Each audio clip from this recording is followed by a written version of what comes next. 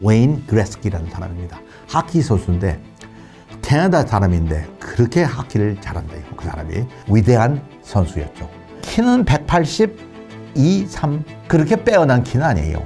오히려 작은 키랍니다. 거기서는. 그 다음에 힘이 세냐?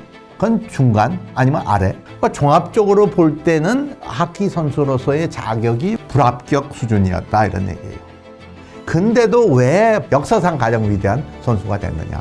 링크에 들어가면은 거기서 누가 어디에 있고 어느 쪽으로 움직인다. 공이 가 있을 곳을 뛰어간 거죠. 그러니까 미래를 예측할 수 있던 거예요. 남들보다. 얼마나 빨리 예측할 수 있었느냐. 남들보다 총 먼저 예측할 수 있었지만 이 사람을 갖다가 모든 그 하키의 스타로 만들어낸 그 셈이 되는 거죠.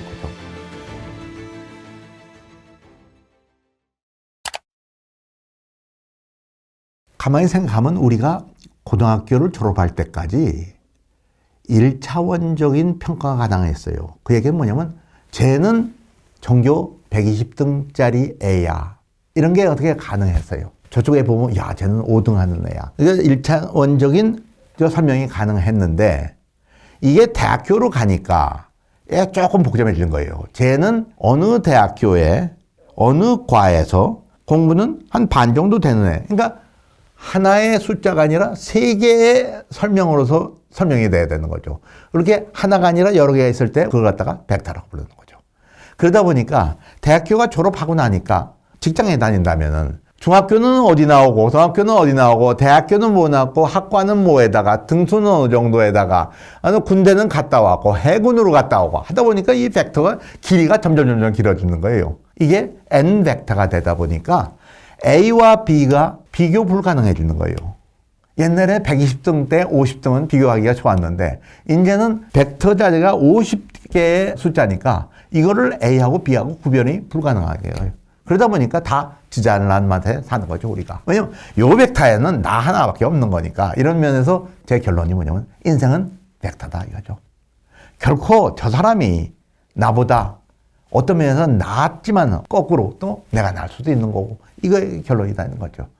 그러면서 이제 얘기가 뭐냐면 벡터라는 거는 이렇게 숫자 여러 개로 하지만은 그걸 다 요약하면은 차원으로 됩니다. 예를 들면 100개의 숫자로 되어 있다면 100차원의 화살로 표현이 됩니다. 100차원짜리. 우리는 100차원이 뭔지 모르지만 그거는 뭐냐면 방향과 크기로 정의가 됩니다.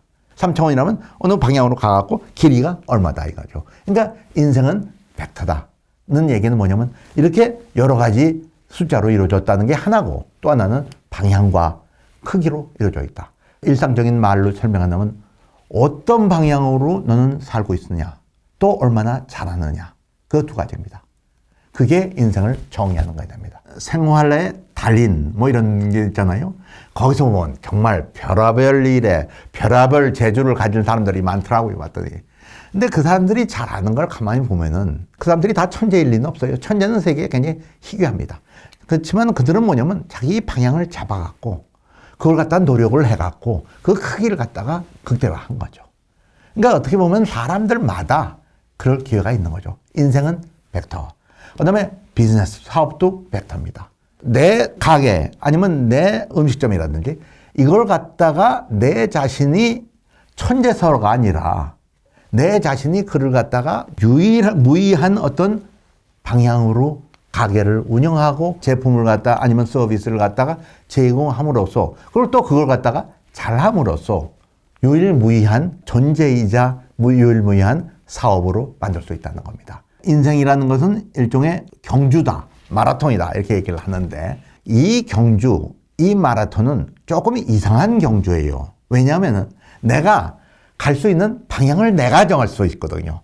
그리고 또 크기도 내가 정할 수 있고 다시 말해갖고 마라톤에서는 야 저기서부터 여기까지 떠라 다 방향 정해져 있는 거 아니에요. 남이 정해준 거 아니겠어요. 근데 인생이라는 경주는 그 방향을 갖다가 정해주지 않아요. 내가 정하기 나름이에요.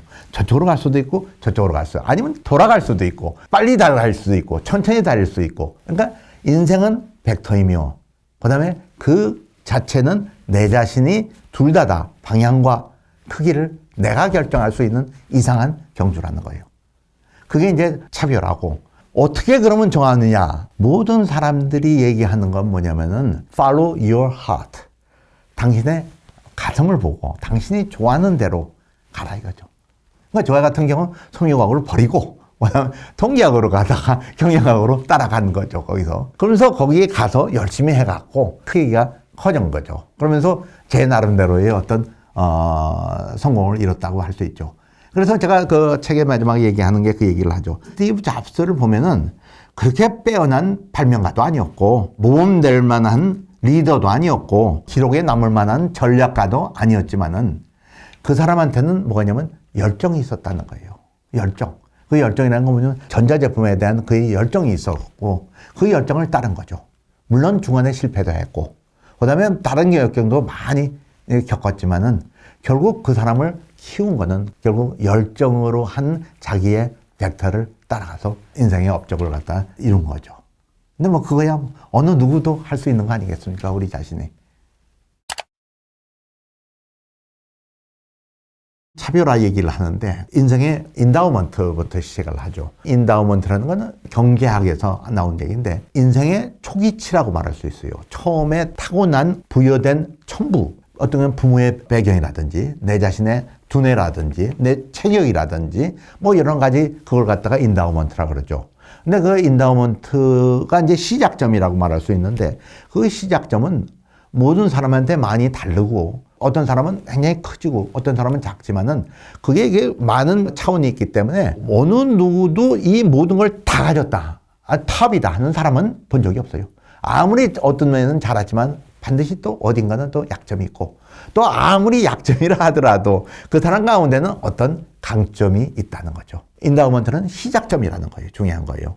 그는 nature, 천부적으로 태어난 거지만은 그 다음에 nurture, 내 자신이 하기 나름에 대한 어떤 나의 노력의 결과가 기다리고 있다는 거예요. 그러니까 인생은 nature 플러스 nurture라는 건데 구태여 nature가 반드시 좋다고 해서 nurture가 나쁜 것도 아니고 또 그 반대도 아니다 이거죠. 제가 얘기 들은 것 중 하나가 이상한 변호사 우영우 얘기죠. 그 사람 보면은 아주 특수한 인다우먼트를 갖고 태어났죠. 어느 분야에 있어서는 굉장히 빼어났고 어떤 분야에 있어서는 상당히 뒤지고 이런 사람이 실제적으로 많이 있죠. 그런 사람을 갖다가 아예 단어도 있어요. 사방, 그러니까 불란서에는 사방이고 영어로는 savant라는 건데 savant라는 사람들이 그렇게 한쪽으로 빼어났지만 일반적으로 좀 약한 부분, 회전문을 잘 못 들어간다든지 뭐 이런 거죠. 그러니까 nature와 nurture 두 가지 예를 들고 싶어요. 하나는 웨인 그레스키라는 사람입니다. 하키 선수인데 캐나다 사람인데 그렇게 하키를 잘한대요. 그 사람이 NHL 북미 하키 연맹에서 하는 기록상 한 시즌에 200개 이상의 골을 넣은 사람은 이 사람밖에 없으며 그것도 4번이나 그걸 성취했다는 거죠. 그럴 정도의 위대한 선수였죠. 근데 그 사람이 가만히 체격을 보니까 소위 말하는 인다우먼트 그 천부적인 재질을 가만히 밑에 봤더니 첫째 키는 182, 3 저보다는 크지만은 그렇게 빼어난 키는 아니에요. 오히려 작은 키랍니다. 거기서는. 그 다음에 힘이 세냐? 그건 중간 아니면 아래. 그 다음에 빨리 뛰냐? 그것도 중간이에요. 그러니까 종합적으로 볼 때는 하키 선수로서의 자격이 뭐냐면 불합격 수준이었다 이런 얘기예요. 근데도 왜 보통 선수 정도가 아니라 역사상 가장 위대한 선수가 됐느냐는 걸 갖다가 이제 한 책에서 설명이 된 거죠. 그 사람이 어렸을 때 배웠던 거는 누구냐면 아버지였대요. 그 아버지가 월터 그레스키라는 사람인데 그 사람이 웨인 그레스키 아들한테 가르친 거는 상황을 읽으면서 미래를 추측할 수 있는 버릇을 키운 거예요. 링크에 들어가면은 거기서 누가 어디에 있고 어느 쪽으로 움직인다. 따라서 이러이러한 상황이 될 거라는 걸 알아갖고 공이 가 있는 곳을 뛰어가는 게 아니라 가 있을 곳을 뛰어간 거죠. 그러니까 미래를 예측할 수 있던 거예요, 남들보다. 얼마나 빨리 예측할 수 있었냐. 남들보다 2초 먼저 예측할 수 있었지만 그 2초의 이점이 이 사람을 갖다가 모든 그 하키의 스타로 만들어낸 셈이 되는 거죠. 여기서 이제 재밌는 게 있습니다. 그러한 미래를 볼 수 있는 능력, 딱 보고 나서 상황이 이렇구나, 이렇게 될 거다는 걸 예측할 수 있는 게 과연 배움만으로서 이루어질 기능인가? 그 사람은 아니라고 생각해요. 약간의 기본적인 천성이 기본 인다우먼트가 있었으리라고 생각해요. 그러니까 기본적인 인다우먼트가 어느 정도 있었던 걸 갖다가 아버지 월터 그레스키의 훈련에 따라서 그게 그러니까 만발을 한 거죠. 결국 기초를 갖고 있었던 거를 갖다가 만발을 했는데 거기서 이제 더 재밌는 건 뭐냐면 만약에 그레스키가 훌륭한 체격이나 빠른 속도를 갖고 있었더라면은 이러한 천부적인 지능에 대한 기능이 개발이 안 됐을 거라 이거예요. 그냥 놔뒀을 거다 이거예요. 그러니까 첨부 A가 모자랐기 때문에 첨부 B를 갖다가 개발한 거죠. 여기서의 레슨은 뭐냐면 어떤 첨부가 인다우먼트가 모자름에도 불구하고 이 사람은 위대한 선수가 된 게 아니라 이런 첨부적인 능력이 없었기 때문에 이런 위대한 선수가 되어버리는 거죠. 이게 A가 모자라니까 B를 개발했고 A, B가 합쳐갖고 이런 훌륭한 선수가 되어버리는 거죠. 그러한 약점인가 단점이 결국 인생에서 항상 마이너스는 아니라 오히려 플러스도 될 수 있다는 걸 보여주는 아주 기가 막힌 예인 거죠. 근데 더군다나 딴 사람도 아니라 웨인 그레스키 얘기이기 때문에 이게 빛나는 거죠. 오늘 또 하나의 얘기는 고 생태학자인 제라트 버메이 교수라는 분인데 이번은 캘리포니아 대학교 얼바인이라는 대학교의 교수예요. 근데 3살 때 시력을 잃어버린 거예요. 조개류, 그러니까 조개나 소라 뭐 이런 거에 대한 관심이 있었어요. 얘가 바닷가에서 그걸 줍고 모집하고 연구하고 그랬던 버릇이 생겼는데 그 취미가 나중에 학문으로 돼갖고 예일하고 프린스턴에서 공부를 해갖고 박사가 돼갖고 교수가 된 거예요. 그 조개는 많은 역사가 포함되어 있답니다. 진화 방식이라든지 그 모양 자체가. 그래갖고 이 사람은 결국은 뭐냐면 생태학에 대해서 연구를 하는데 이 조개를 많이 이제 연구를 해갖고 쓰는 거예요. 그러니까 독자적인 어떤 연구 방향을 찾는 거예요. 근데 그 사람 얘기가 어느 날 자기가 바닷가에서 우연히 소라 하나를 발견했는데 그 소라는 자기의 만짐으로 가만히 봤을 때 어느 종류 A라는 자기가 잘 아는 소라하고 굉장히 비슷하다는 걸 알았어요. 근데 또 불구하고 뭔가 달랐어요. 뭔가 달라갖고 그 다른 게 뭐냐 하면서 자기가 이 사람이 만지고 만지면서 그거에 대한 차이점을 갖다 찾으려는 거예요. A는 자기가 훤히 아니까. 근데 이거는 이제 B라 그럽시다. 이 B는 자기가 모르니까 B를 찾다가 보름이 걸려갖고 드디어 찾았어요. 그 안에 뒤지다 보니까 그 곡선 자체에 아주 섬세한 차이가 있었던 거예요. A라는 거하고. 그래서 결국은 그걸 갖다 발견했고, 이야, 이게 기가 막힌 발견이다. 이거 좋아했는데 마침 그 옆집에 꼬마 여성이 한번 들렸어요. 그래서 걔한테 하는 얘기가 뭐냐면 여기 A라는 소라가 있고 여기 내가 새로 찾아낸 B라는 소라가 있는데 이 두 가지를 비교해봐. 뭐가 차이가 있다고 생각하냐. 그래서 아주 힘들 거지만 그래도 너 한번 해봐. 하니까 그 질문을 하기가 무섭게 얘 대답이 뭐냐면 아저씨 이거 참 쉬운 질문이네요. 왜 하니까 하나는 빨갛고 하나는 파랍니다. 버메이는 이걸 알 수가 없었던 거죠. 눈이 멀었으니까. 그러고 나서 나중에 조사를 해봤더니 A하고 B에 대한 거는 학계에 잘 알려져 있었던 거였어요. 그 사실은. 그렇지만 그 속 안에 있는 곡선의 차이는 아무도 알지를 못했던 거예요. 눈을 먼 버메이만이 그 차이를 찾아냈던 거예요. 그러니까 학계는 색깔에 눈이 멀어서 그 곡선의 차이를 몰랐고 버메이는 색깔을 볼 수 없었기 때문에 결국은 그 선을 찾아낼 수가 있었던 거였죠. 이런 사람들이 아직까지도 우리한테는 아주 큰 모범예가 되는 거죠. 다시 정리하자면은 우리 가운데 많은 사람들이 타고난 어떤 재질을 안 갖고 있을지도 모르지만은 오히려 그걸 디딤돌로 해갖고 더 다른 찬스를 만들어낼 수 있다는 거죠. 실리콘밸리에서 일어나는 일 중 하나는 뭐냐면 테크놀로지를 먼저 개발하고 이걸 갖고 어떻게 비즈니스로 꿰일까? 이게 가끔 일어나는 퀘스천입니다. 그 중에 하나가 이제 구글이죠. 구글은 그 2명의 스탠포드 박사 학생 둘이서 서치 엔진이라는 거를 이제 개발을 했죠. 검색 방법을 갖다가 발명을 했는데 기존의 것보다도 훨씬 더 효과적이라는 것이 이제 판명이 됐어요. 자기들 나름대로. 그런데 이제 문제는 이걸 갖다가 서치 엔진을 갖고 어떤 방법으로 돈을 벌어야 할까? 비즈니스 플랜은 이제 걱정이었죠. 근데 지금까지 서치 엔진의 역사를 보면은 과거에 나온 서치 엔진은 야후 같은 회사에 하청업체로 들어가갖고 뒤에서 도와주면서 자기는 거기다 돈을 갖다 받는 거죠. 야후한테 이제 돈을 받으면 야후는 자기네 것도 있었어요. 서치 엔진이. 근데 자기네 거는 퀄리티는 좋은데 폭이 넓지가 못했어요. 그래갖고 남의 걸 갖다 보완해갖고 쓰는 이제 경향이 있었어요. 그래갖고 구글도 한때는 야후를 위해서 하청업체로 일한 적이 있어요. 그러고 나면 이제 서치 엔진 회사가 밖에 나가고 팔릴 때 한 3억 불, 5억 불 뭐 이 정도의 범위에서 팔리곤 했어요.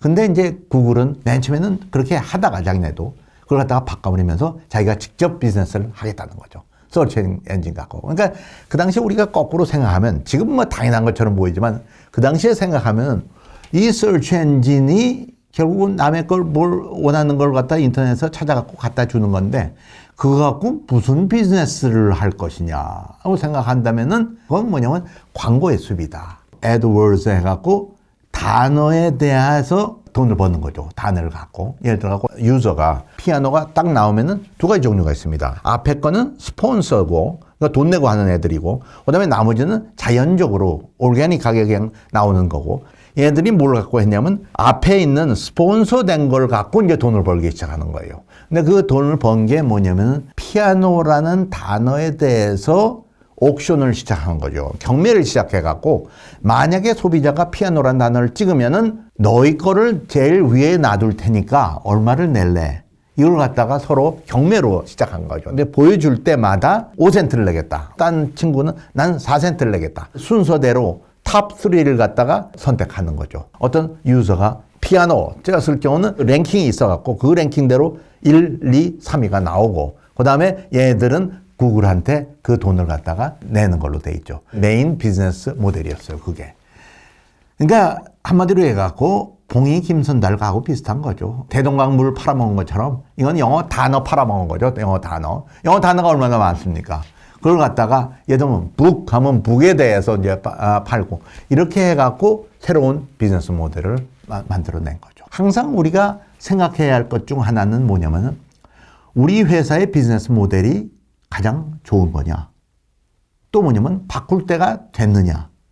아니면 새로운 비즈니스 모델을 우리가 개발할 수 있느냐? 이거는 아주 중요한 질문이죠. 그러니까 비즈니스 모델이라는 단어와 컨셉트가 나온 건 사실은 얼마 안 돼요. 한 20년 됐나 그렇지만 그거 없이 살았다는 것 자체가 거진 기적적인 거예요. 구글에서 웨이모라 그래갖고 오토 드라이빙이나 셀프 드라이빙이라고 그러죠. 근데 그걸 갖다가 물어봤어요. 너희 이거 개발해갖고 비즈니스 모델이 뭐냐? 왜냐면 너희들은 자동차 회사를 갖고 있지가 않잖아요. 그러니까 이걸 어떻게 팔아먹을 거냐? 그러니까 엔지니어에게는 나도 모르겠다. 그러니까 마찬가지죠. 우리도 다 궁금하죠. 이 웨이모라는 거에 만약에 작품이 나왔다면 자기네가 자동차를 아예 만들 수도 있는 거고 아니면은 딴 회사한테 하청업체로 팔 수도 있는 거고 아니면 조인트 벤처로 할 수도 있는 거고 수많은 가능성이 있는 거죠. 거기에. 그러니까 그거에 대한 최소한 질문이 비즈니스 모델이라는 거죠. 제가 생각할 때 제일 좋은 그 비즈니스 모델은 가라오케 모델이라고 해요. 노래방. 왜냐면 노래방은 일반적으로 가수는 노래하고 청중은 듣고 그리고 청중은 돈을 낸다. 그걸 갖다가 가라오케는 뒤바꿔 버리는 거죠. 옛날에 그 술집 같은 경우에는 어떻게 하냐면 손님으로 하여금 야 무대에 나가고 한번 노래하십시오. 대신 돈 10,000원 내십시오. 그러니까 뒤바꾼 거죠. 노래를 하는 사람이 돈을 내는 거죠. 노래를 듣는 사람이 돈을 내는 게 아니라. 그러니까 엄청나게 좋은 비즈니스 모델이라고 볼 수 있죠.